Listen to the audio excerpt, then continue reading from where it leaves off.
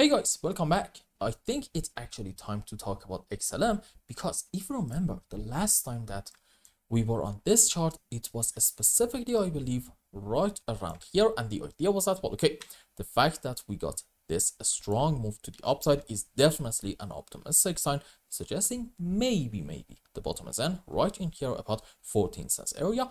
However, we said we shouldn't be unnecessarily and also overwhelmingly optimistic. We should be patient and just take everything step by step. And we said you can actually, if you want to understand some targets, you can get help from classic TA, meaning support and resistances. The first thing that we said was in terms of classic TA, the reason for why we got a bit of a move to the downside was because of this very important area of resistance between 25.5 to about 27.5 cents. We said if you want to know what's the target, well, once again, get help from classic TA, and we do have a bit of a support area in here about 21.5 to about 23 cents. We said if we get a break of this thing, at that point the next target might be in here, but a better one might be down here. So what happened? As you can see, well, like it or not, we did get a break of this level. We got an initial move down, pullback, and then continuation, which ended we took the lows in here, and it seems like that the price doesn't necessarily respect this level a whole lot. So I'm gonna say maybe in XLM we are going to go down and get to about this bit of support around, let's say, 16.5 cents area. Now, do we have to go down? No, not really, but the structures in here, they don't really help any kind of bullish case that I'm having in my mind. You see, let's go on 15-minute time frame. And once again, I'm gonna just say this in every single update. In my own time, I rarely go on such low time frames. Okay, very important to understand that. Overall, if you start trading on these time frames, I believe you are going to lose a whole lot of money as opposed to making some. So you know what? Don't even touch this. Now, here's the deal.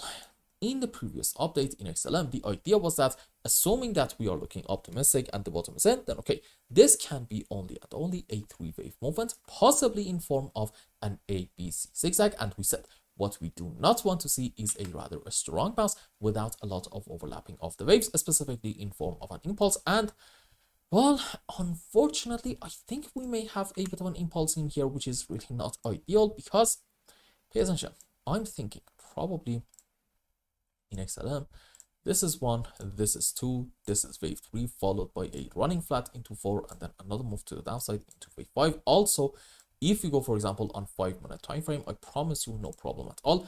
You can find a bit of a 5-wave in here, and then I believe we are having this area from this point an A, B, C in form of an expanded flat. And what is going on in this region? Okay, so you can consider different cats. For example, you are allowed to consider maybe having in here an A, B, C, D, E, some sort of a triangle, or preferably just a simple correction structure to the upside. Maybe, yeah, this time a WXY in form of a double zigzag. And well, what do you have on a higher degree?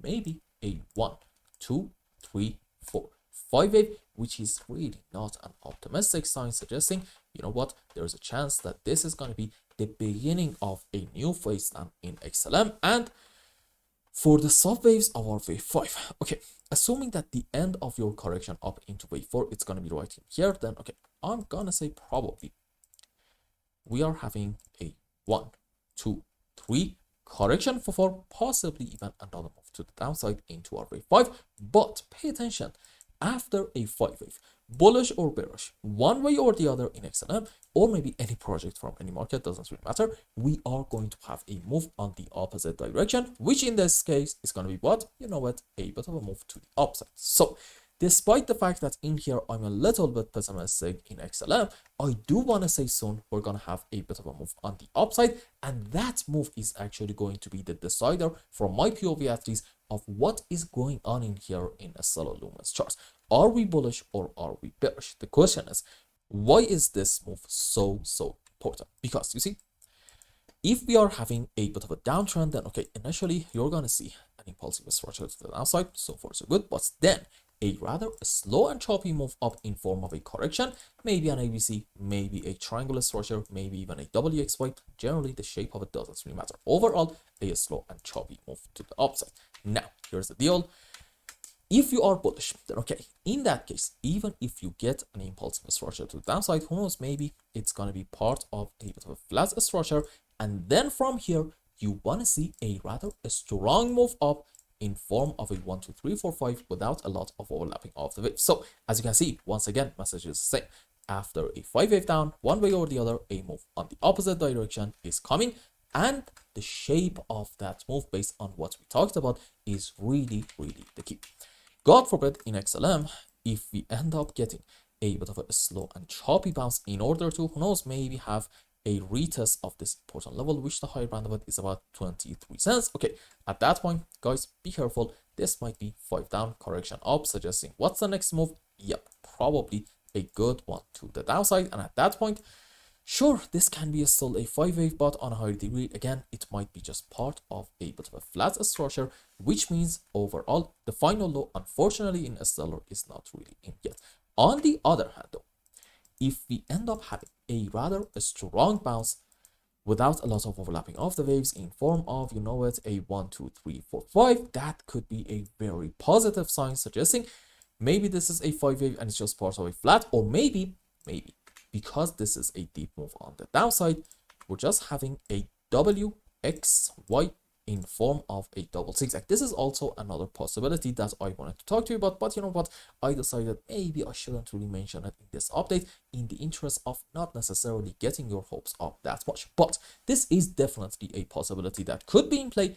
However, if you want to say it with a lot more confidence, I think you just need to be patient and watch the next move on the upside very, very closely. Specifically, I'm talking about the shape of it, okay? The move itself doesn't really matter. Honestly, it's not even tradable. What really matters is the shape of it.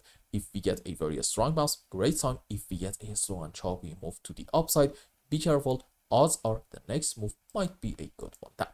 And I hope I explained everything well and you understood what is going on in a Stellar Luminous chart. And until the next update, I hope you have a wonderful time. Goodbye.